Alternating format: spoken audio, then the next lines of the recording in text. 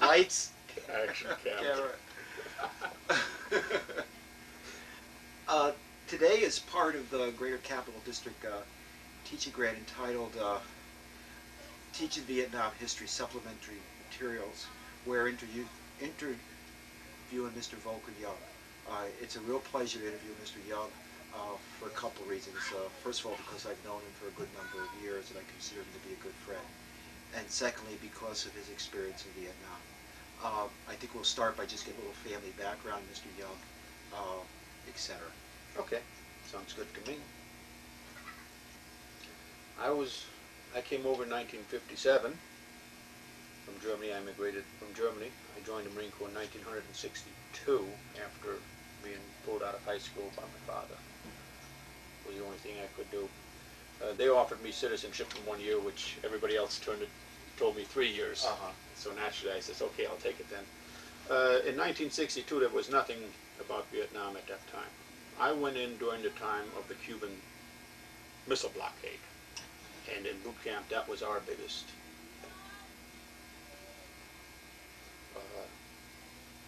They really impregnated us with the Cuban Missile Crisis more than anything else that I've ever been impregnated with.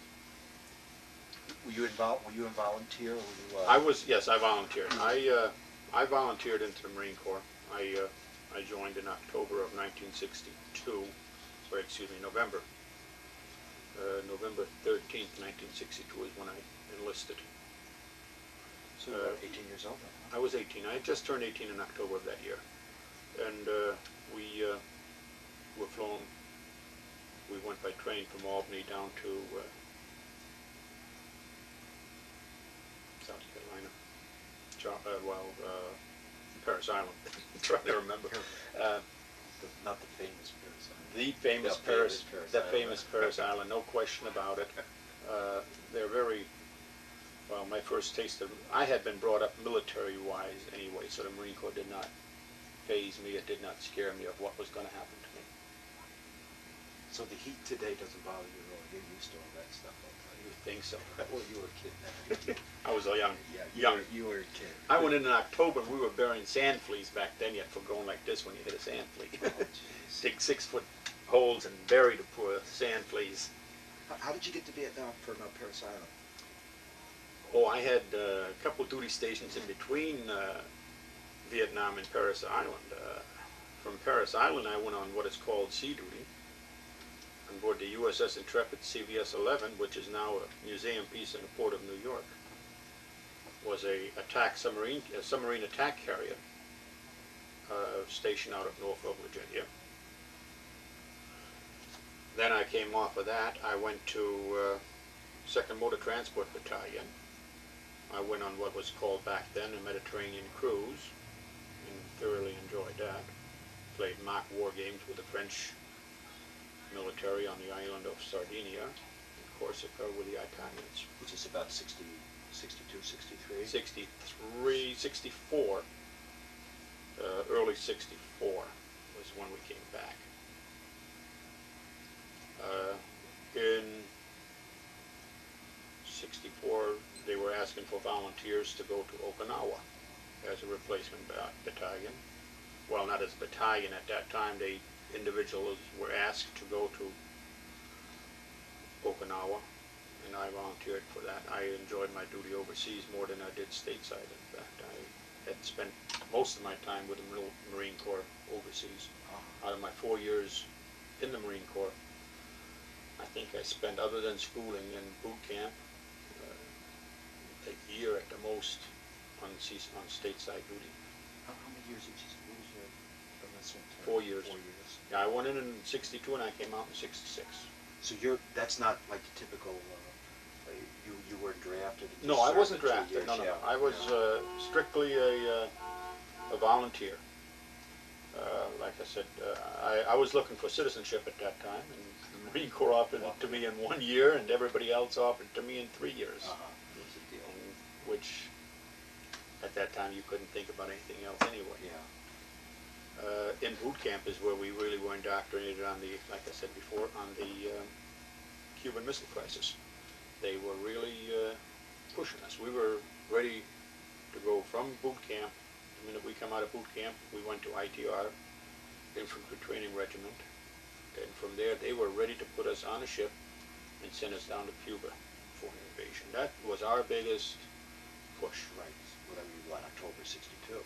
That started in October of '62, and in November when I was in boot camp, they were still pushing it. They were still pushing an invasion for Cuba. And they were really, they were harping that more into us. I mean, they were really brainwashing us, so to speak, into that type of situation. Some historians today say that there's a connection, between Cuba and Vietnam. That Kennedy, after Cuba, Kennedy wanted to show a determination, a firmness. A firmness. Yeah. So, from Cuba led into Vietnam, because Kennedy was like the young kid on the block. Yeah, he didn't want to get trampled down by any of the elder statesmen, not just in this country, but the world over. And he was trying to show the United States meant business, and it meant to preserve freedom. And for people who've never lived in anything but in this country, they don't know what freedom is. I've lived behind the Iron Curtain before I came to the United States. And I can tell you a lot of difference in that than it is just being brought up in this country. There's a big difference. In other words, if you want to go to the store and buy a loaf of bread, which you can do today and have not to worry about, over in the Iron Curtain countries, you just can't walk to the store and get a loaf of bread whenever you wanted to. That was one of the reasons for my family coming to this country. What year, do you remember what year you left? Was it East Germany? Yeah, I was born in East Germany, what is now part of East Berlin. It's like a suburb, like Colony, well, like West Albany would be to Albany. In other words, what the big rail yard in West Albany was at one time, the town I was born in was the same type of a rail head, a rail yard, coming from the southern part of East, well, during the war, it was the southern part of all of Germany at that time, towards Berlin, and they were funneled all into this one area. And, being born in '44, the Americans were knocking the hell out of Berlin. You're a war baby in more sense than one. More sense than one, yes. Got my brains jumbled a couple of times, so to speak. I don't know. Did you leave Berlin before the blockade? Do you recall the blockade? I don't see. The only thing I remember from Germany is I can come back to maybe the age of 7. I can remember back that far. I can't. The early years were spent in not concentration. Well, sort of like a concentration camp, but they weren't. They were more of a refugee camps, being tossed from one to another, to another, to another, because of my father's military history. And my mother didn't appreciate that type of life too much. So it was a hard upbringing. I spent time in a total orphanage too. In other words, I was in an orphanage from 1951 until '53. And my father had my brother in that same orphanage, and it wasn't until 1953 that he knew that people put 2 and 2 together And knew we were brothers. That makes tough life. Yeah. No, Vietnam wasn't on anybody's mind back then. When I first went in, we were, like I say, it was strictly Cuba. And then I went on the East Coast on an aircraft carrier. We went up and down the East Coast of the United States. And we were not involved in any blockades or anything. After that, I went on a med cruise, come back off a med cruise, and then I've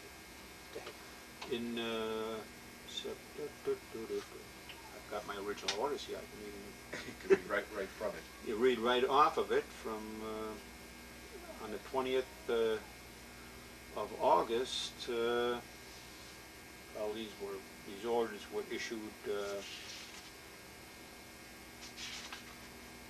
on the 20th of July, 1964. I got 5 days of leave, and then between the 18th and the 20th of August, I had to report to Camp Pendleton, California, for transportation to Okinawa, not being assigned to any specific unit other than a truck driver, because my MOS, military occupation, was truck driver. My MOS was 35, 31 for Marines, which is strictly a truck driver. I arrived out on the West Coast on the 18th of October at 7:35 p.m. and on the 2nd of September we left Camp Pendleton and went to San Diego and boarded the USS W.A. Mann, which was a troop carrier from the Second World War era, and we went on her from San Diego, stopped in Hawaii for replenishment, and 3 days liberty. In other words, everybody got 3 days liberty while they were refueling and replenishing. There were no rush to go across the very slow boat to China, as we called them. Crossing the international date line, the 14th of September 1964, we were inducted into the domain of the Golden Dragon, which is quite a thing. It is people that have never gone across the international date line in the Navy are inducted into this. It's a fun day for everybody. What are some of the things that happen? Oh, you get on your hands and knees and you kiss the belly of Neptune, and you get showered with seawater, which is nothing, but it's fun too. It breaks up the monotony of strictly shipboard life on a troop carrier, which was monotonous as it was. You could only play cards so much and find a cool corner because it was hot when we went across. They used to have that same tradition when the fur trappers hit the Missouri River and in the Mississippi River. They used to have a tradition not like that. Not like that. Same way if you cross the equator. If you never cross the equator, that also has, I think that's a domain of Neptune. I don't know who. It's some sort of similar ceremonies involved. It's all impromptu ceremonies. It sounds like fun. It was. We arrived in Okinawa, and were herded just like sled dogs, so to speak, as I would say it. In other words, like cows. You go here, you go there, you go there, and you go there. I ended up in a L412, which is L Battery, 4th Marines 12th Division, which was artillery 155 millimeter artillery pieces. We were stationed in Camp Sukaran, which is airborne headquarters for Okinawa. Most of the Marines were up northern Okinawa. We were right next to the Air Force Base of Kadena in Sukaran, and not far away from the port of Naha, which is the main city in Okinawa. Spent some time there. We went twice to Japan on firing practices. Well, once we went right after we got there. We were TDY'd over on board an LST. We arrived in Okinawa in Japan and drove through Tokyo, amongst other cities, which is the bigger you are, the more right-of-way you have in that country driving. It's fun to drive there, and you drive on the left-hand side of the road like the British do. You talk about kamikazes, that's where they came from. From the drivers. Kamikaze taxis. The second time we went was in March. Well, it was supposed to be April, end of March, beginning of April of 1965. In the middle of the Sea of Japan, they turned us south and ordered us to go to Vietnam. We had heard rumblings while we were in Okinawa. Vietnam, they had the advisors there. And the only thing we knew is that advisors, the American advisors were there, and some of them were getting killed here and there.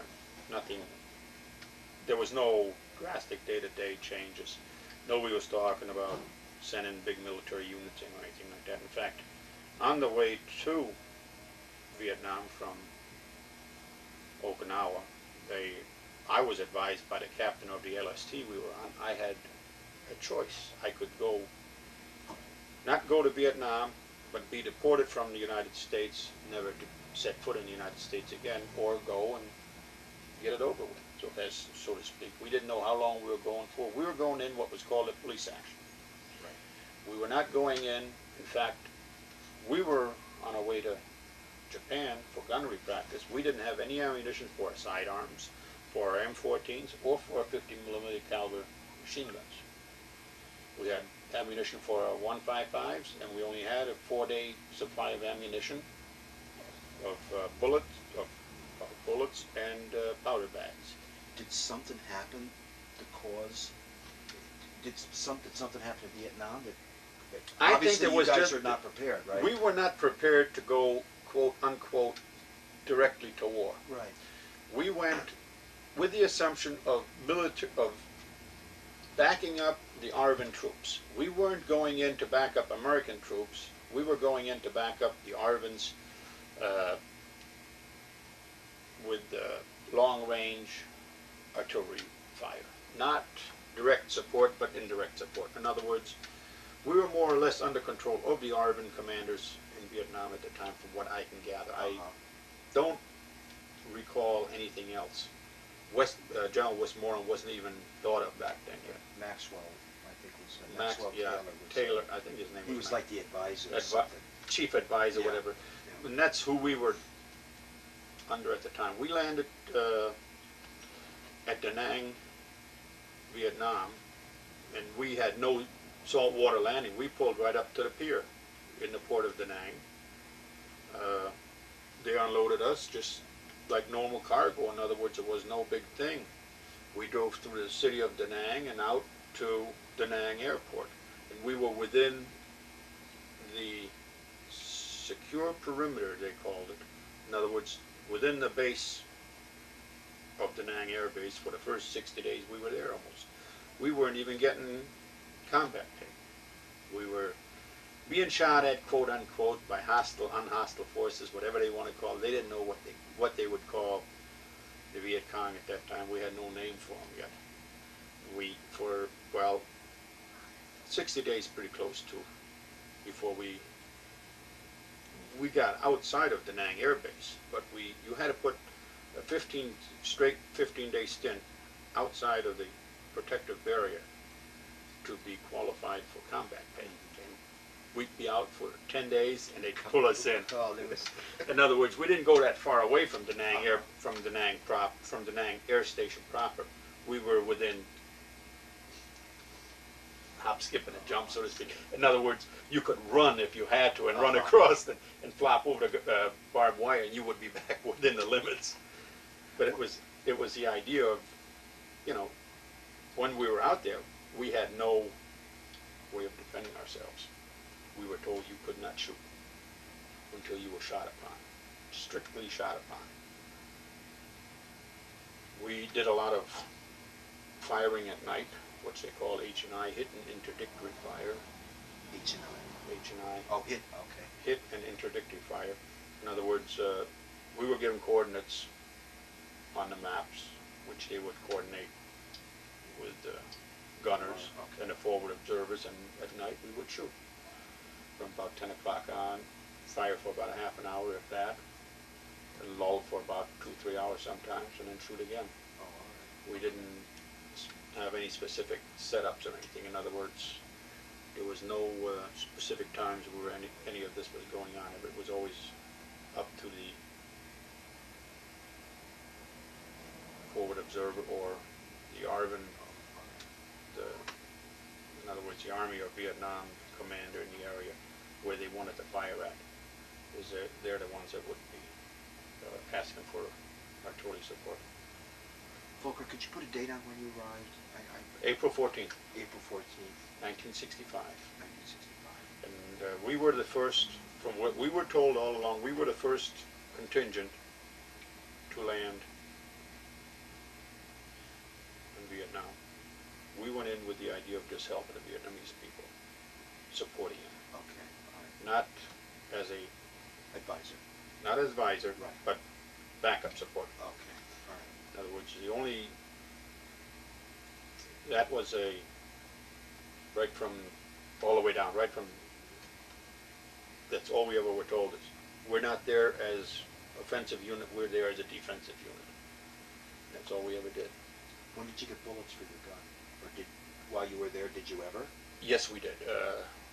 I was a truck driver, and I had an explosive license. So I was one of the first ones to go to the ammo dumps. And at the ammo dumps, the colonel, our battalion commander, had to sign a requisition for ammunition for our M14s and .45 caliber pistols that the officers carried. After a while, we were issued I would say within a week after we were outside of Da Nang, we were issued our ammunition. You never walked around with ammunition on your person when you were carrying your rifle within your little compounded area. The only ones that had live ammo at all times were the sentries and the people on guard duty. They had live ammunition for the rifles, for the .50 caliber machine guns, and they had live hand grenades at all times. Hand grenades at all times. The only other live ammunition was our .155 ammunition. But you were still strictly defensive, though, while We you were were strict. there. We were the whole time I was there. Our unit was strictly a defensive unit. We never moved away from Da Nang proper any further than what Hill 327 was. In other words, that was our base of operation. Was Hill 327, which is like in other words, they named the hills over there by the height in meters. Oh, all right. Okay, so like if I see Hill 12, that means it's 12 meters high. It was 12 meters above the ground level, or above sea level, or whatever they wanted to call it. Yeah. There was very few of them that were low numbered. What was your first impression of Vietnam? Other Can you than picture yourself, I mean, the first day you get there? hotter than a son of a bitch. Okay. It was, I mean, hot. We were coming off an LST after being bounced around in the South China Sea for a couple of days, and we were landing at Da Nang, and it was just hot. I mean, putrid. And the city itself had no real sewage systems. Had open sewers. The country was not as modern as what we had come from. Right. Very backwards. Kids run around half naked. In fact, most of them were naked. Once you got away from center city, you really got into the squalor to see how bad the country really was. We took Sundays, we took trips up, and they took us to orphanages to help rebuild them. In other words, we were doing more of a, how should you call it, people to people, trying to help the people with orphanage, rebuilding orphanages, painting orphanages, and things of that nature. This was volunteer? This was volunteer. You didn't have to That's do nice. any of it. Yeah. I volunteered pretty much for a lot of it. I enjoyed that. You always, you liked doing that kind of stuff. I got into the things and enjoyed doing that type of work. We were into it with the Seabees. In other words, the Seabees being part of the Navy, the building brigades in the Navy, and the Marines. We did a lot of painting, fixing up and stuff like that, and bringing sea rations to the children and candy bars and stuff like that. They enjoyed that. They really enjoyed that. The kids did. Was there, somebody said to me, I asked the question, he said there was no such thing as a typical day in Vietnam. What would be a typical day, or would you agree with that statement? Well, being early on in the Vietnamese conflict, there was no such thing as a typical day, but then there again, there was. Because while we were within the limits of Da Nang Air Base, it was rise and shine at 6 o'clock, like every other day in the Marine Corps, chow at noon, or breakfast at 8, chow at noon, and supper at 5, and it was a steady, that same humdrum type thing, as long as you were within the confines of Da Nang Air Base. Once you got out of it, then your days changed into you didn't know what was what was going to happen when. Then you ate C rations more and K rations. A typical day didn't exist. That's what There was no, a typical day, we never had that. And a Marine Corps typical day is a non-typical day for other people anyway. Right, right. Yeah, you know, it's a little tougher. I don't want to say tougher mentally wise or anything, but they conditioned us a little bit different in boot camp and infantry training regiments than they do with the Army. At any point did you know what America, what you were doing there? I mean, did the guys talk about it among themselves? Or, We were just there for, see, in a sense, I lucked out because, okay, we landed in April of '65. Now, in September of '65, I was due for a rotation back to the stateside. Come hell, high water, the creek froze over, anything. You could not extend your stay, even if you wanted to. Okay. You could not extend your stay at that time. So, those people that came over with me to Vietnam from our battalion, not everybody left at the same time. Mm-hmm. In other words, we had guys leaving maybe before me and after me, but we were staggered leaving, and they were replacing them staggered. Right. In other words, the whole unit did not come in anymore. You didn't have the whole units coming in after a while anymore. Do you agree? You mentioned something. Do you? Some guys thought that was a problem. That the fact that they started to replace guys one at a time, or two, instead of sending a whole unit over, they would send one guy over, two guys over, and you kind of lost that fellowship, that loyalty. That's what they attachment. want. That's what they wanted to do anyway. Oh, they wanted to do that. They wanted to break away from your total friendships that you were building. So you did not get to attach to people in case of death, is what their whole idea of thinking. That was a military way of thinking about it. In other words, they didn't want everybody in the unit, okay, you'll mourn the death of a fellow soldier for 2-3 days, then it was over with. You knew him passingly. You never had a deep friendship with anybody. What's your thought on that? I think it is the best way to do it. You think so? It is. It keeps away the emotionalism out of fighting. All right. In other words, you're there to do a job. You're not there to have a fun time. Yeah. In other words, that's what we were sent over there to do, a job. Right. You weren't over there to have a fun time. The fun time came when you went to R&R. If you went to Tokyo, to Bangkok, to Australia, or to New Zealand for R&R for 5 days, 3 days, whatever it was. And they did not institute that until after I had left Vietnam. That was instituted, going to R&R, because I heard reports afterwards when I was stateside that they had that. But the unit stability was there because the Corps officers, even they rotated at different times. In other words, you did not get everybody rotating at once. You didn't get all new green troops in at once. You had them intermingle with the people. Which I suppose in that sense that's a good idea. That is what they were trying to do. I think it worked out to a great extent because you did not have the I know how people would feel losing a friend that they went through high school, they went to boot camp together, they went everywhere they went in the service together, and then ended up in Vietnam together, and one gets shot and one lived, and That's a good point. very emotional. You have to be strong mentally to surpass that. Yeah. We were young, we didn't know what mentality was. So you're 18, 19, 20 years old, you're not afraid of anything. You're the world's strongest man. Yeah. I had 3 trucks shot out from underneath me over in Vietnam. I mean, they killed the trucks, but they never put a scratch on me. They shot the trucks deader than doornails, but I never got it. The best part I enjoyed about Vietnam and Da Nang itself, when we got outside of the air base, and we were at Hill 327 in our fortification area, every day we used to have to go to the city of Da Nang, into the city, and get ice. That was our biggest enjoyment.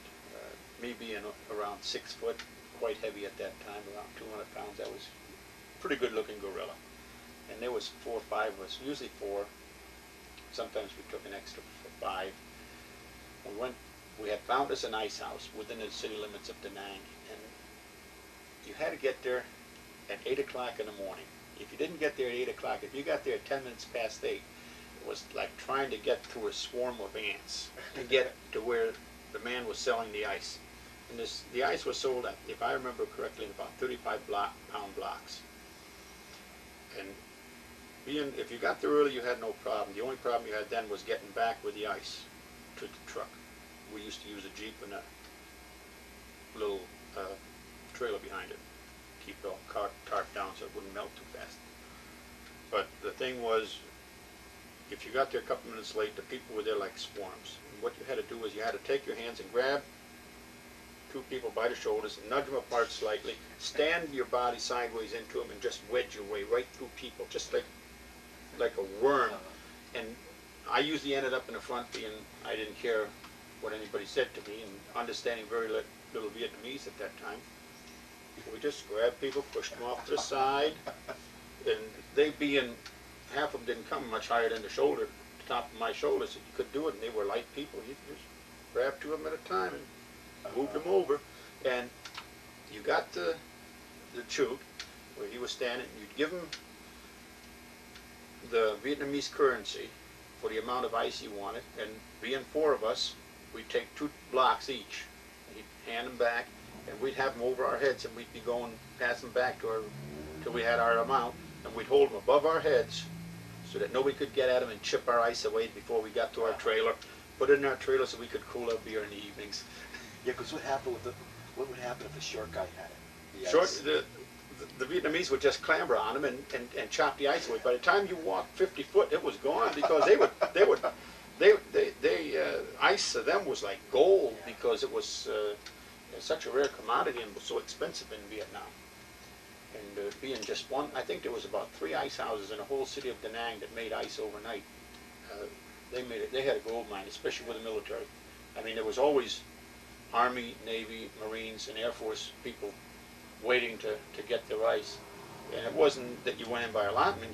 Whoever got there first got their ice for the day. Everybody else, when he sold out, everybody just boom. That's something people in America can't appreciate. No, you just open up the old refrigerator and you got. Yeah, well, that's it. You know, you had the ice there, but over there was no such thing as opening up a refrigerator and saying, ice. Wish we had some. And then during the daylight hours, we'd have, we call them mama-sans, the old grandmothers, and young children coming around selling us Coca-Cola.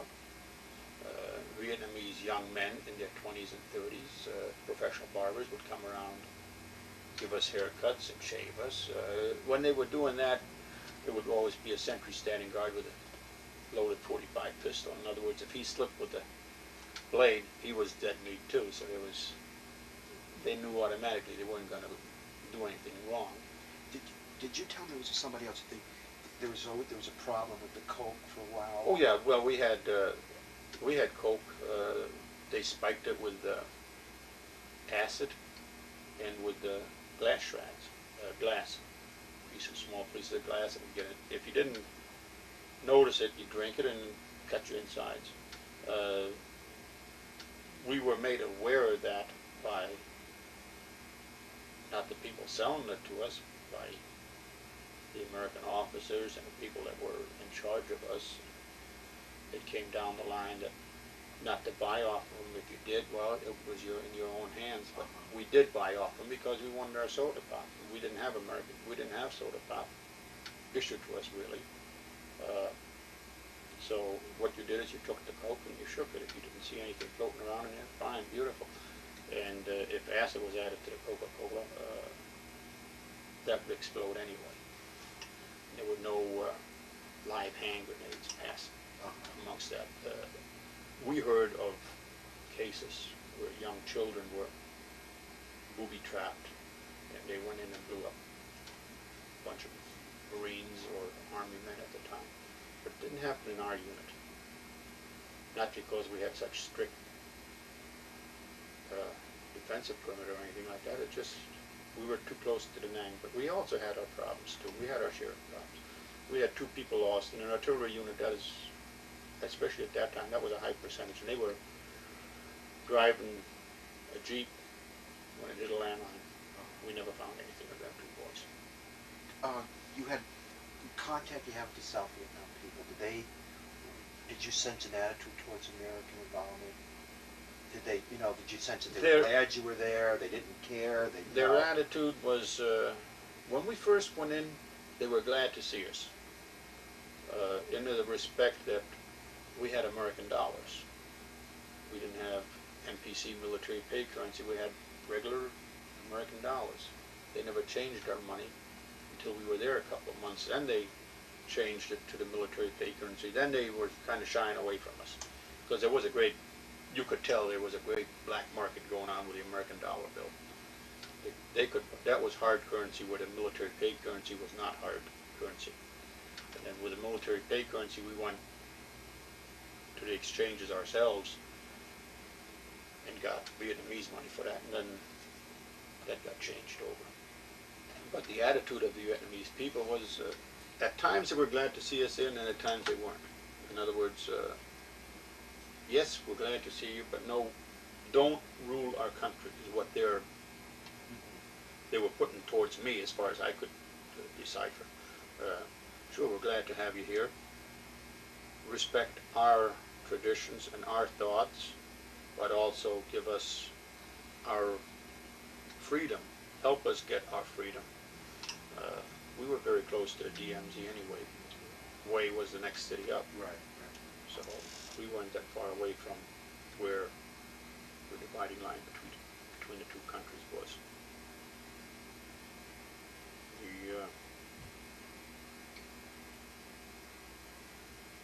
We did a lot, like I said, a lot of work with orphanages and that type of nature. And that's how we got into the countryside, more or less. But with a 155 we didn't have the self-propelled guns at that time. We had truck-drawn guns. They were drawn by 5-ton 4x6 trucks, and so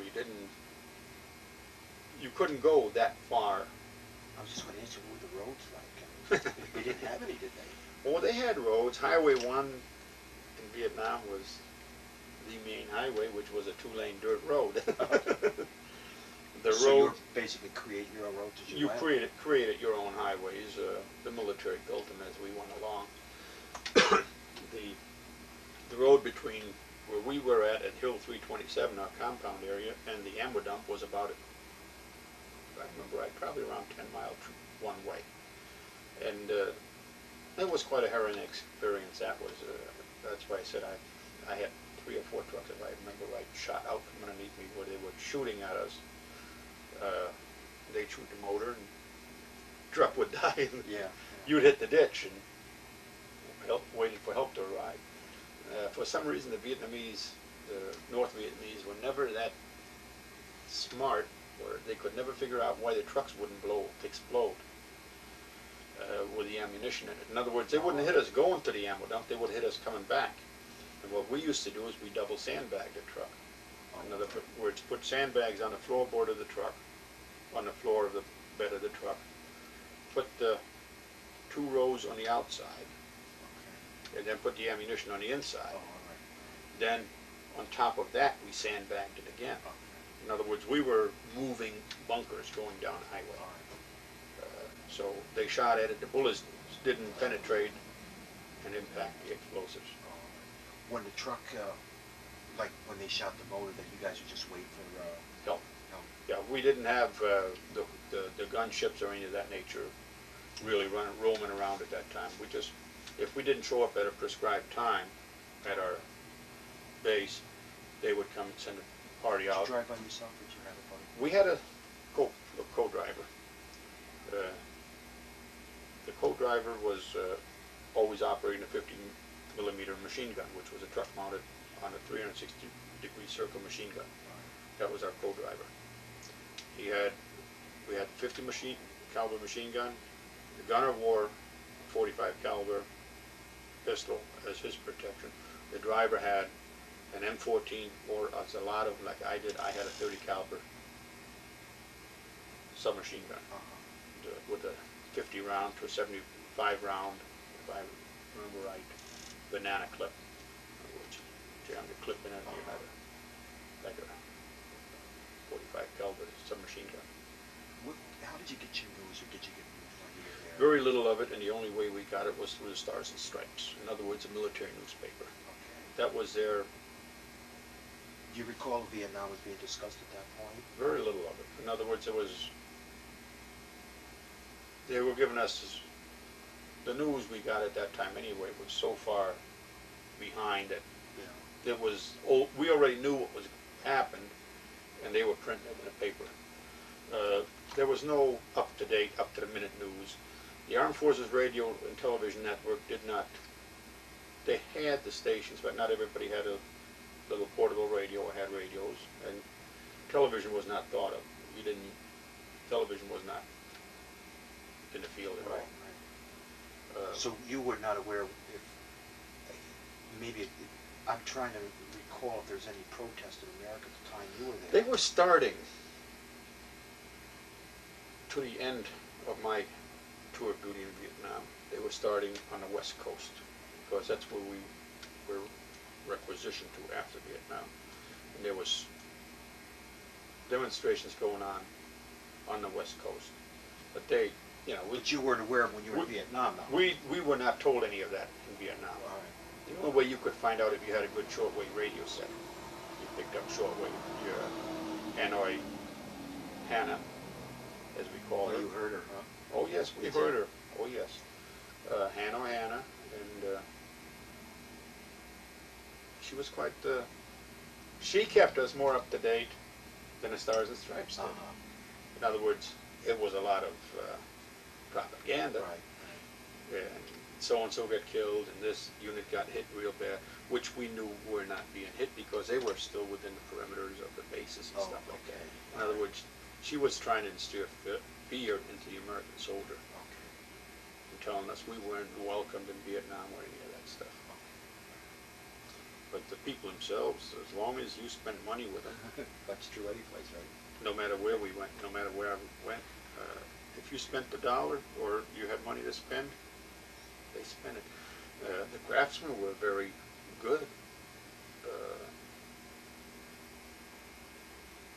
I ran into some coppersmith and tinsmith, and they really could do nothing and take nothing and make something out of it. No problem with it. Later on, when I came out in civilian life, they were taking shell casings and making rings out of it and bases and all this other thing, which they were doing back then all along too. But you didn't think anything nasty of it, that they would booby trap anything. Yeah. Which, if you dealt squarely and fairly with the Vietnamese people, they dealt the same way with you. In other words, they weren't there taking advantage of you if you didn't take advantage of them. And the one thing that they always wanted to do was banter. In other words, they say one price and you lowball them, and but you come to a happy medium in between. It was no big thing. When did you leave the country? October of '65. Yeah. I landed we went from Vietnam. They took us to Yokosuka, Japan. Refueled the plane in Yokosuka. And then from Japan, we flew directly to El Toro, California, Marine Corps Air Station, El Toro, California. Arrived in the middle of the night. They hustled us off the airplane, put us on a bus, took us over to the barracks, and you were in stateside. You got 30 days leave. Do with it what you want to, but you couldn't leave the West Coast. And that's where I ran into some of the demonstrations. That's just going to answer because you mentioned it before. Yeah. Can you tell me what happened? Or what was going on? Or? Well, they were just demonstrating because they were starting to really build up after we had, you could see when we were there, they were building up more and more. In other words, we went in as a landing battalion. And they built up and built up and built up. And I could see people demonstrating over here. When I came back, I could see their point. Okay, enough is enough. We were supposed to be there as a defensive unit, not an offensive unit. We were there to supplement the ARVN units, not be our own expeditionary unit, so to speak. And I could see American people demonstrating against that, but it wasn't going to change view of government anyway. The view of government is going to stay the same. The government, the people that run the government are going to do pretty much at that time. They were ramming and jamming their own thoughts through and they were doing, when we were there one day, we used to call it, I slap you, you slap me theory, and that, I think, pretty much went through the whole Vietnamese War. One day, the North Vietnamese would hit and attack certain units, and the next day the Americans would retaliate. In other words, it was a back and forth unit. It was not a steady, as the Second World War was described, front type unit, type of war. Guerrilla warfare was totally different. You didn't know. There was no front. There was no front. You didn't. Yeah, the front was every place. 360 degrees your Yeah. front was. In other words, where your unit was, that was a front. Right. Half a mile away, where the other unit was, there was another front. You Right. had no That's a good point. no consistency, so to speak, because you couldn't. The countryside was so much different than during the Second World War, and the fighting is so much advanced than it was during the Second World War. I mean, the United States could have won the war early on if they would have done one thing, which would have dropped an atomic bomb like they did in Japan to end the Second World War. In my estimation, if they'd have done that, you know, in Vietnam, it would have been over with, but then that's what they didn't want to do, because the American economy is built on a war machine. It always has been. If you go back through history, you always find that a recession was followed by some type of war, whether the United States was directly involved or indirectly, where they were manufactured war products. It picked it back up. Such as the Depression, like the Depression. Depression, and then right back up again. It brought everything back up. When you first came home, when you talked to people about being in Vietnam, No. Did you? No, I didn't. I couldn't bring myself to do it because I thought I was doing what I was supposed to do, what I had signed up to do for 4 years. You followed orders. You didn't have, you know, the people, the Americans that were talking against the war did not appeal to me. They were not my type. Right. As far as I was concerned, they were not my generation. They were either older or younger. They were not directly like most of the men that went to Vietnam with me in the 20s and early 20s. Oldest we had were some of our sergeants and staff. They were in their 40s. In other words, they were the old men of the units. Right. But most of your main corps of troops was the wild-minded young men. That fear has no danger, has no fear, or fear has no danger, whichever way you want to look at it. Do you hold with the theory that the protests prolonged the war? No, I don't think it did anything other than infuriate the government. Infuriated a lot of veterans, people or men that came back from Vietnam. It infuriated a lot of them. I didn't like to see it. I don't think it proved anything other than it proved the American free speech of the free speech that the Americans have is what it proved, and that they were able to apply that to that point, and that proved that. I mean, they could not stop the protests. There was no way they were going to stop the protests because of the free speech amendment in the Constitution. There's no way they can take that away from anybody. Tough question. Yeah. Looking back 20 years, all right, what's your most vivid impression of that whole time in your life? Well, going to the ice house was one. I mean, that it sticks in my mind so clearly.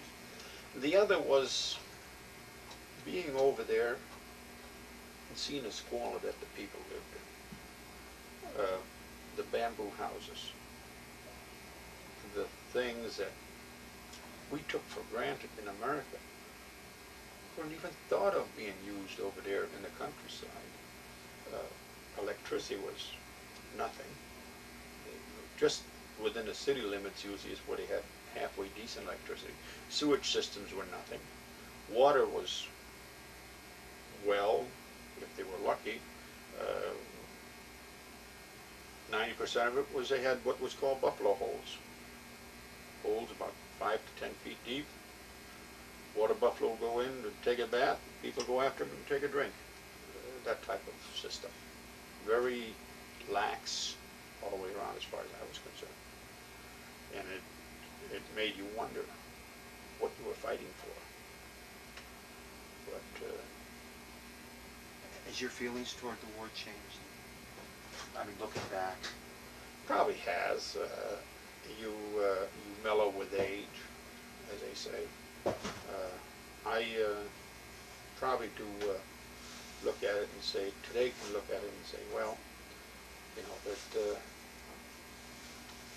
maybe we should have fought it differently. That's how I look at it. Like I said, if they'd have, instead of saturation bomb, the Hanoi, if they'd dropped, what would have happened if they dropped an atomic bomb? I think, in my own view, it would have changed it. Being a German is tough to ask such a question because you're so militaristically minded anyway. You know, it's a tough one because you have to take a person's background really and look at what type of life they had. So, you know, the natural American would answer differently because it's so much different. Yeah. I think everybody's going to have a different answer to that question. Oh yeah, I would say so. Last question. Since this tape is going to be shown hopefully throughout some high schools in the area, is there any lessons or is there any things that you feel that came out of Vietnam that the high school students sitting there watching this tape should know? Is there anything you should remember, anything that would be he can carry with him? Other than, like I said, the First Amendment rights, or not, I don't know what amendment they are. First Amendment. First Amendment for protestation, which was really pushed to its maximum at all times almost. Vietnam itself taught us that not to jump in unprepared into something.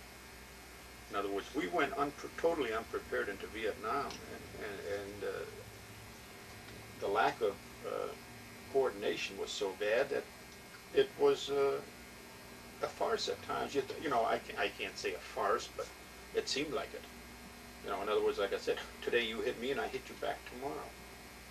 We had no ammunition for our own personal weapons until we were outside of the base of Da Nang Air Base for such a long time.